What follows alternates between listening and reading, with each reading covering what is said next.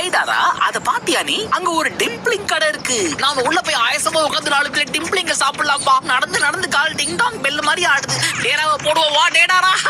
கால் வலிக்குதுன்னு சொல்லிட்டு எப்படி ஓடுறான் பாரு. இப்போ என்ன கெட்டு போச்சு? எங்க இருக்குன்னே தெரியாத டெயில் பீஸ்ட தேடி நடக்க ஆரம்பிச்சோம். என்ன பிரயோஜனம்? வயித்த காய போட்டு ஏன் அலையணும்? சாப்பிட்டு நல்லா தெம்பா தேடுவோம். எதை தேடி போயிட்டு இருக்கோம்? 3 days தான் மாங்கா. முதல்ல அதை கண்டுபிடிக்கணும், அப்புறம் சேர பிடிக்கணும். அதுக்குதான் நான் இருக்கேன் இல்ல. ஓகே வாடா. இத பார்த்தாலே வாயெல்லாம் ஊறுதே. சாப்பிட்டா எப்படி இருக்கும்? எப்படி இருக்கும்? உள்ள போயிடும். பாக்குறான்.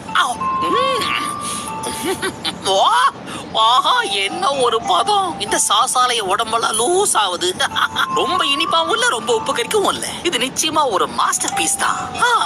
வாயில வச்சோன்னு ஜிவ்வுன்னு ஆகுது இல்ல. டேடாரா கொஞ்சம் அங்க பாரு. இந்த திறந்த வாயை பார்த்தா உன் வேலைப்பாடு மாதிரியே இருக்கே. இத பார்த்தா உன்னோட கலை நுணுக்கம் தான் என் மனசுக்கு படுது. ஒரிஜினல் காப்பி போல இருக்கு. ஓபி